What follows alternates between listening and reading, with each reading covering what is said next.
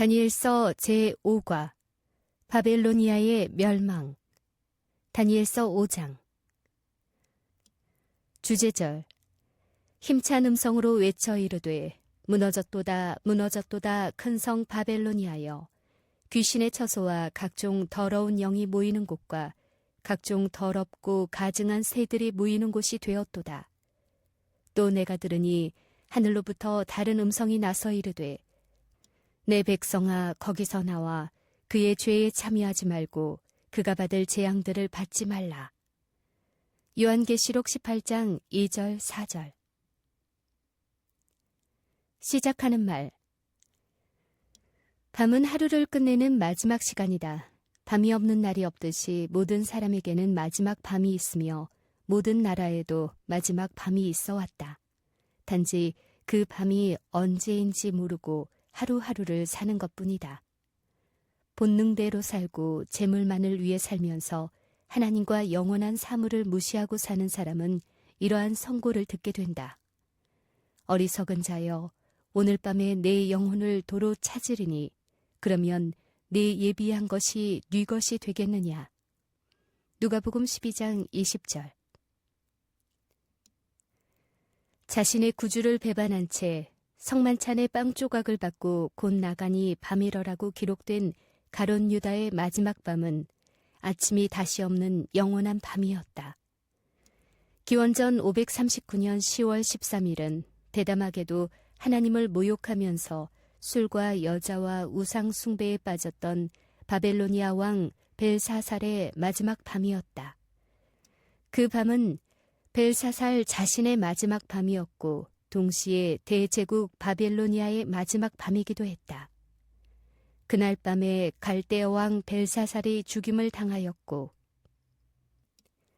나의 마지막 밤은 언제일까? 그리고 어디서 어떻게 맞이할 것인가? 그 밤은 끝없는 암흑의 밤인가? 아니면 밝은 아침이 약속된 안식의 밤인가? 역사적 배경. 바빌로니아의 마지막 왕. 바빌로니아, 즉 신바빌로니아의 마지막 왕은 누구인가? 바빌로니아의 마지막 밤의 역사 기록인 다니엘서 5장은 벨사살을 마지막 왕으로 소개했다. 그러나 일반 고대의 역사에는 나보니더스로 기록돼 있다. 성경을 불신하는 비평가들은 이 사실을 들어 성경의 역사성을 의심하는 증거로 내세웠다. 그러나 1924년 시드니 스미스에 의하여 대영 제국 박물관에 소장되어 있던 고대 점토 문서 나도니더스에 관한 이야기가 출판됨으로써 진실이 밝혀졌다.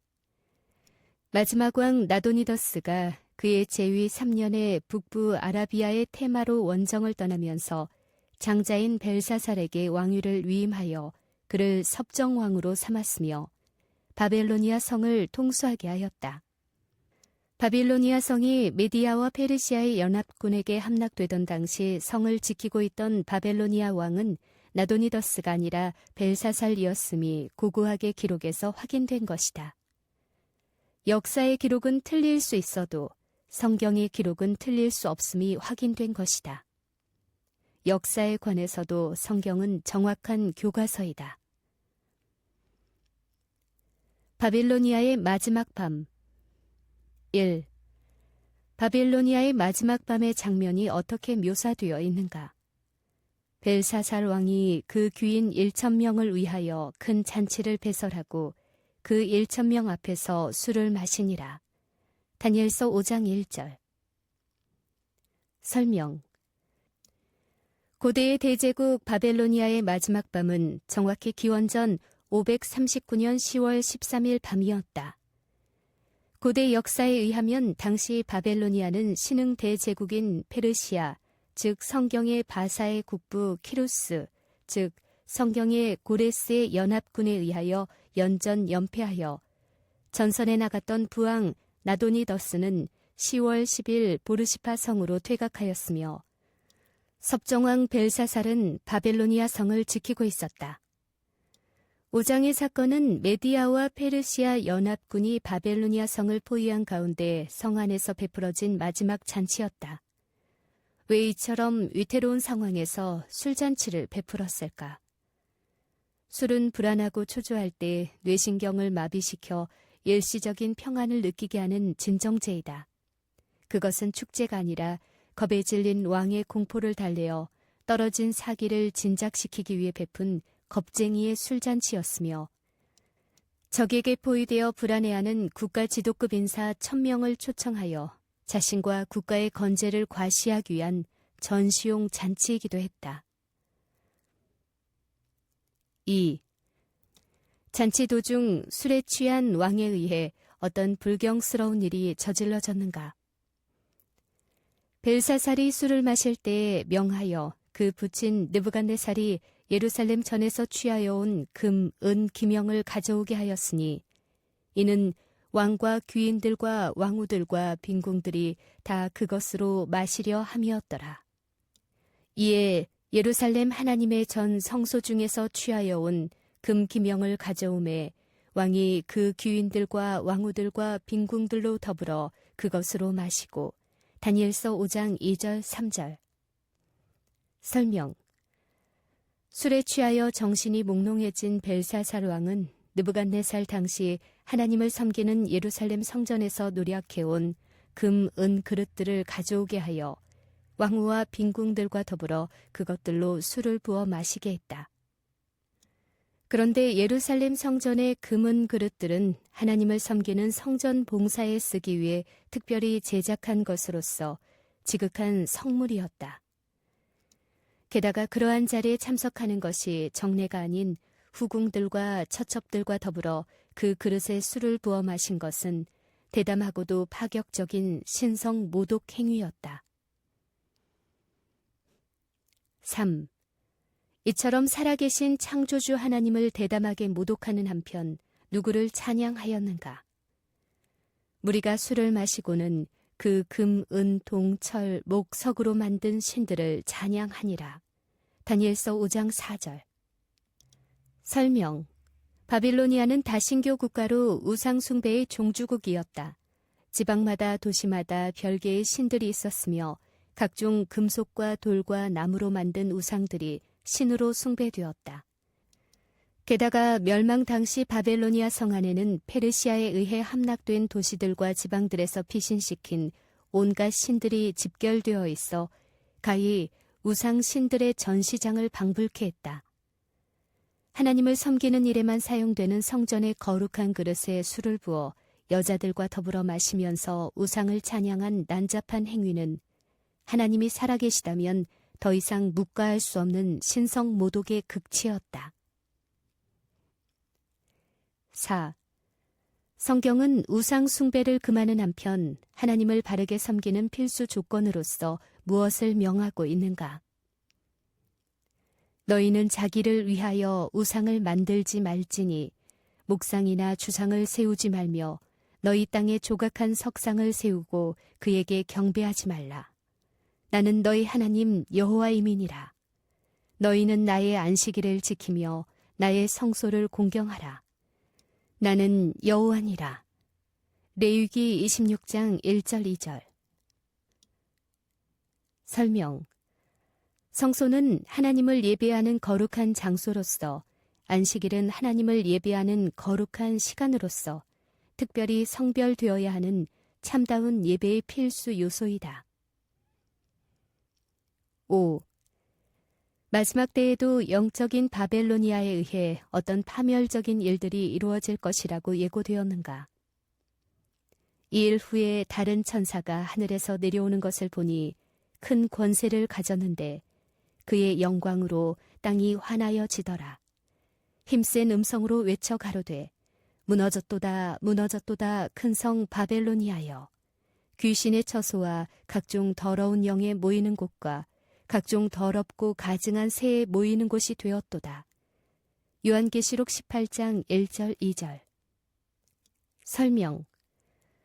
오늘날도 교회가 하나님 대신 세속적인 권력을 의지하고 유형 무형의 우상 숭배를 고집하면서 하나님을 바르게 예배하기를 거절하고 영적인 판단을 그릇 가르치는 잘못된 신앙을 가르치고 이성을 마비시키는 술을 허용하면 교회는 멸망 전야의 고대 바벨로니아처럼 사단의 영들이 모이는 귀신의 처소가 된다는 두려운 경고이다. 심판의 기별 6. 하나님을 모독하는 대담한 행위가 극치에 달했을 때 어떠한 극적인 일이 일어나는가? 그때에 사람의 손가락이 나타나서 왕궁 촛대 맞은편 분벽에 글자를 쓰는데 왕이 그 글자 쓰는 손가락을 본지라. 다니엘서 5장 5절. 설명. 바빌로니아의 마지막 밤 술잔치가 벌어졌던 곳은 느부갓네살이 세운 가공원에서 잇따라 지은 남궁의 중앙홀로 확인된다. 남궁 중앙에는 길이 약 52m, 폭 17m, 높이 18m가량의 넓은 홀이 있었고 신비한 글자가 쓰여진 벽은 보좌 맞은편의 높다란 석고 분벽으로 생각된다. 손가락의 정체는 무엇인가? 그것은 인간의 양심판인 두 돌비에 십계명을 친히 쓰신 하나님의 손가락이며 가늠한 여인을 끌고 와서 돌로 치기를 주장했던 위선자들을 정죄하기 위하여 예수께서 친히 땅바닥에 글을 쓰셨던 것과 같은 심판의 손가락이었다. 7. 이 뜻밖의 사건에 대한 왕의 반응은 어떠했는가? 이에 왕이 즐기던 빛이 변하고 그 생각이 번민하여 넓적다리 마디가 녹는 듯하고 그 무릎이 서로 부딪힌지라. 다니엘서 5장 6절.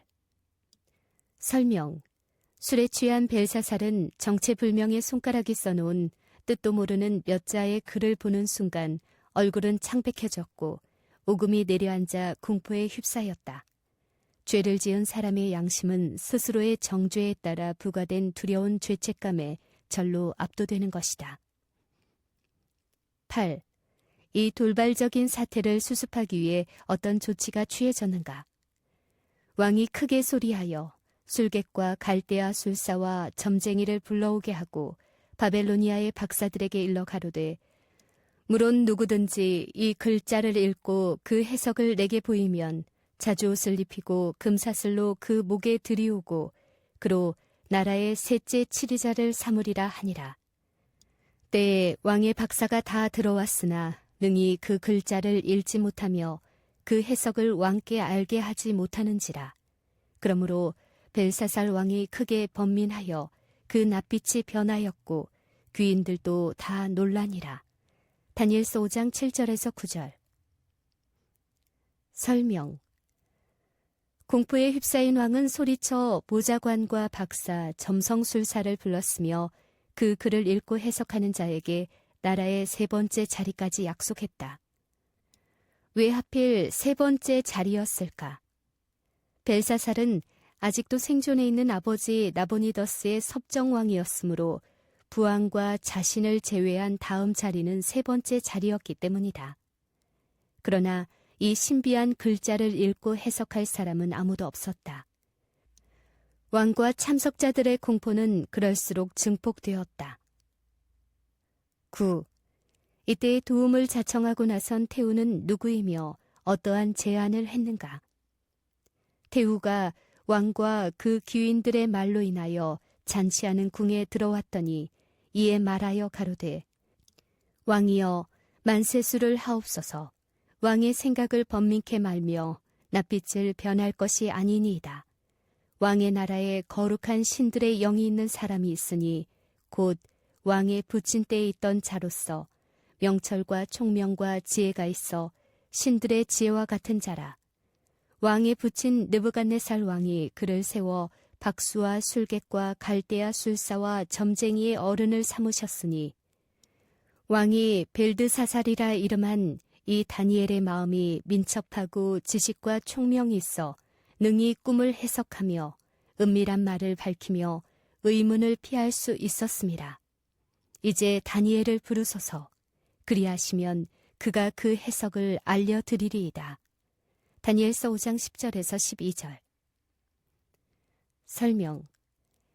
이 위태로운 순간에 왕궁의 소란을 듣고 달려온 태우는 누구인가? 태우라는 표현은 왕의 어머니나 할머니를 가리킬 수 있는 용어인데 벨사살의 할머니는 그 일이 있기 8년 전에 별세했기 때문에 이곳에 태우는 왕의 어머니이자 느부갓네살의 딸인 니토크리스로 다니엘에 관하여 자세히 알고 있었을 것이다. 10. 왕은 다니엘을 불러 어떤 말을 했는가? 이에 다니엘이 부름을 입어 왕의 앞에 나오매 왕이 다니엘에게 말하여 이르되 내가 우리 부왕이 유다에서 사로잡아온 유다 자손 중에 그 다니엘이냐? 내가 네게 대하여 들은즉 네 안에는 신들의 영이 있으므로 네가 명철과 총명과 비상한 지혜가 있다 하도다. 내가 네게 대하여 들은즉 너는 해석을 잘하고 의문을 파한다 하도다. 그런즉 이제 네가 이 글을 읽고 그 해석을 내게 알게 하면 내게 자주옷을 입히고 금사슬을 네 목에 들이우고 너로 나라의 셋째 치리자를 삼으리라. 다니엘서 5장 13절, 14절, 16절. 설명. 다니엘은 그 당시 이미 85세쯤 된 고령으로 정계를 떠나 있었을 것이므로 벨사살은 소문으로만 알고 있었던 그 늠름한 다니엘을 처음으로 대하게 되었다. 다니엘을 사로잡아온 느부갓네살이 어떻게 벨사살의 부왕이 되고 벨사살은 그의 아들이 되는가? 이곳의 아버지 혹은 부친이라는 말은 아버지 말고도 조부, 증조부, 고조부, 조상 등을 일컬을 수 있는 폭넓은 용어이다. 벨사살의 경우 느부갓네살의 딸인 그의 어머니를 통해 그의 외손자가 될 수 있으며 느부갓네살의 의붓 아들이었던 부왕 나보니더스를 통해서는 그의 의붓 손자가 될 수 있어 이곳에서는 선왕의 뜻으로 쓰였다. 11. 해석에 나선 다니엘의 입장과 반응은 어떠했는가? 다니엘이 왕에게 대답하여 가로되 왕의 예물은 왕이 스스로 취하시며 왕의 상급은 다른 사람에게 주옵소서. 그럴지라도 내가 왕을 위하여 이 글을 읽으며 그 해석을 아시게 하리이다. 왕이여, 지극히 높으신 하나님이 왕의 부친 느부갓네살에게 나라와 큰 권세와 영광과 위엄을 주셨고 그에게 큰 권세를 주셨으므로 그가 마음이 높아지며 뜻이 강팍하여 교만을 행함으로 그 왕위가 패한 바 되며 그 영광을 빼앗기고 인생 중에서 쫓겨나서 그 마음이 들짐승의 마음과 같았고 또 들나귀와 함께 거하며 또 소처럼 풀을 먹으며 그 몸이 하늘 이슬에 젖었으며 지극히 높으신 하나님이 인간 나라를 다스리시며 자기의 뜻대로 누구든지 그 위에 세우시는 줄을 알기까지 이르게 되었었나이다. 다니엘서 5장 17절에서 21절. 설명. 고령에도 불구하고 아직도 건장하고 늠름한 다니엘은 죄책감과 불안으로 초췌해지고 공포로 떨고 있는 미결수 벨사살을 신문하는 판사의 모습으로 군림했다. 그는 이미 선고된 바벨로니아의 운명을 염두에 두고 바벨로니아가 제공하는 일체의 명예나 호의를 거절하고 그의 농고를 시작했다. 다니엘은 벨사살의 외조부였던 느부갓네살의 경험을 일일이 들추어가며 벨사살의 죄상을 깨닫게 했다.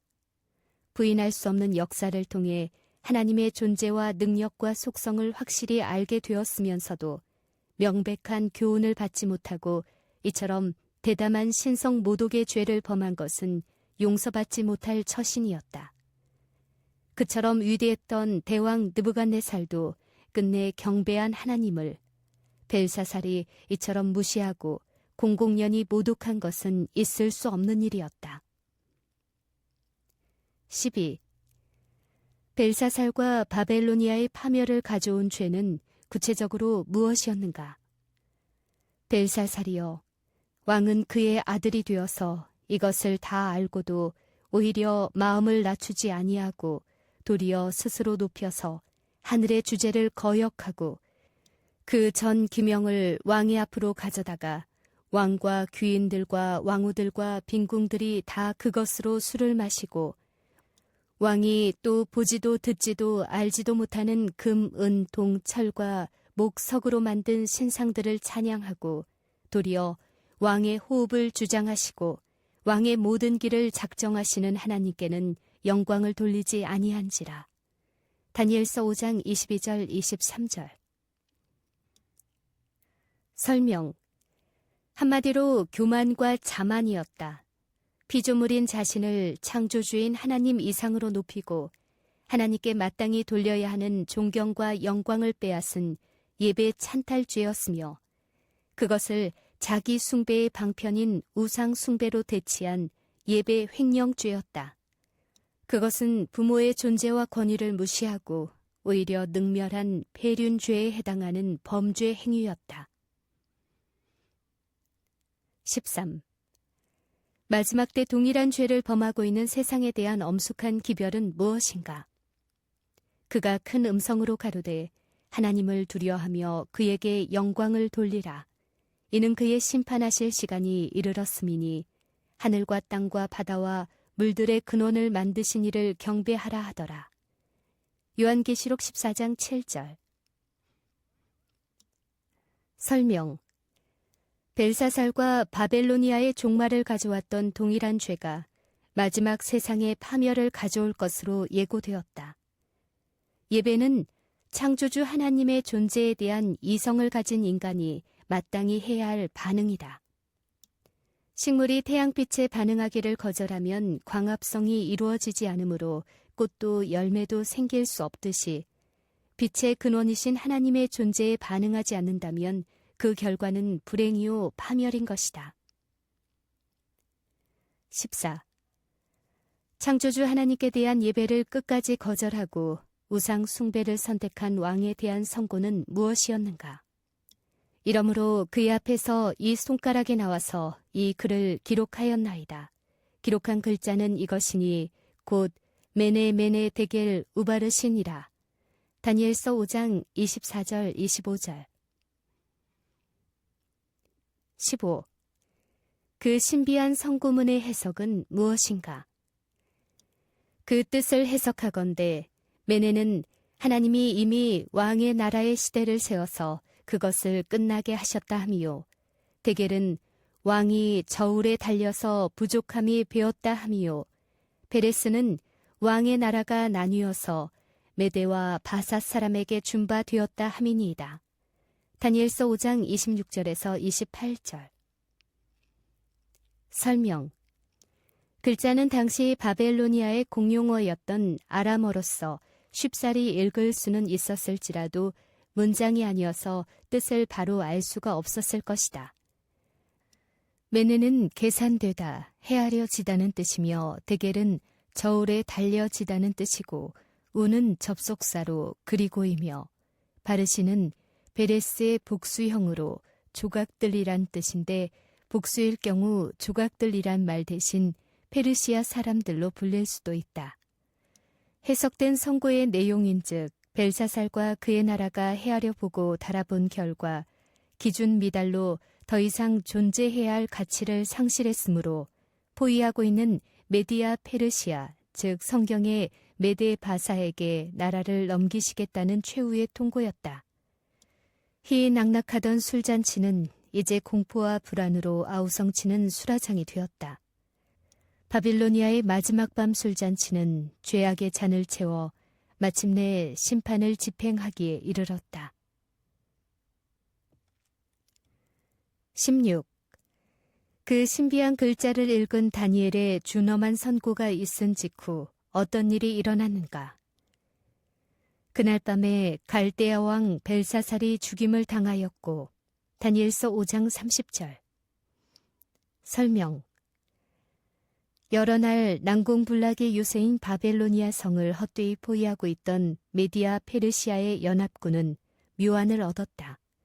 바빌로니아 성이 유프라테스 강 위에 건설되었음을 기억하고 상류의 물을 분지로 돌려 강물의 수위를 낮추는 데 성공했다. 그리고 특공대들은 통로가 된 강바닥을 통해 바빌로니아 성 안으로 진입하는 데 성공했으며 술에 취해 있던 바벨로니아의 수비대들을 제치고 술잔치 자리까지 돌진하여 방금 다니엘의 선고를 듣고 사색이 되어 떨고 있는 왕을 살해함으로써 바벨로니아의 종말을 가져왔다. 기원전 539년 10월 13일 밤에 일어난 일이었으며 느부갓네살이 꿈꾸던 황금 꿈이 70년도 못 되어 흉몽으로 끝난 밤이기도 했다. 17. 성경은 이 세상의 최후가 고대 바벨로니아의 멸망과 흡사할 것임을 어떻게 예언하고 있는가? 또 여섯째가 그 대접을 큰 강 유브라데에 쏟음에 강물이 말라서 동방에서 오는 왕들의 길이 예비되더라. 큰 성이 세 갈래로 갈라지고 만국의 성들도 무너지니 큰 성 바벨로니아가 하나님 앞에 기억하신 바 되어 그의 맹렬한 진노의 포도주잔을 받음에 각 섬도 없어지고 산악도 간데 없더라. 요한계시록 16장 12절, 19절, 20절. 설명. 고대 바벨로니아가 동방에서 온 왕들인 메디아 페르시아 왕 키루스, 즉 성경의 고레스에 의해 졸지에 멸망당했듯이 타락한 바벨로니아의 신앙과 문화로 가득 찬 이 세상도 그렇게 졸지에 마지막을 맞을 것이다. 그리고 동방의 메디아 페르시아에 의해 바벨로니아가 멸망하면서 포로되었던 유다 백성들이 해방되어 예루살렘으로 돌아갔듯이 그리스도의 재림으로 구원받은 하나님의 백성들이 하늘의 새 예루살렘에 이르게 될 것이다. 히브리서 12장 22절 23절. 18. 오늘날 영적인 바빌로니아의 포로가 되어 살고 있는 하나님의 백성에게 어떤 호소가 있는가? 또 내가 들으니 하늘에서 다른 음성이 나서 가로되 내 백성아 거기서 나와 그의 죄에 참여하지 말고 그의 받을 재앙들을 받지 말라. 그 죄는 하늘에 사무쳤으며 하나님은 그의 불의한 일을 기억하신지라. 계시록 18장 4절 5절. 마치는 말. 고대 바벨로니아를 경고하고 구원하기 위해 하나님께서는 다니엘과 세 친구들을 통하여 세 차례에 걸쳐서 분명한 기별을 보내셨다. 그러나 파렴치한 왕 벨사살과 바벨로니아의 백성들에 의하여 그 기별은 끝내 거절되고 마침내 바벨로니아의 종말이 신속히 이르게 되었다. 도덕적으로, 문화적으로, 신앙적으로 바벨로니아가 된 이 세상을 구원하시기 위해 하나님께서는 이 세상의 마지막에도 세 천사의 기별로 알려진 세 차례의 메시지, 즉 기별을 보내셨다. 계시록 14장 6절에서 13절. 이 기별에 대한 반응에 따라 각 사람과 세상의 영원한 운명은 결정될 것이다. 귀하는 이 기별에 어떻게 반응할 것인가? 느부갓네살의 회개와 구원인가? 아니면 벨사살의 불순종과 파멸인가?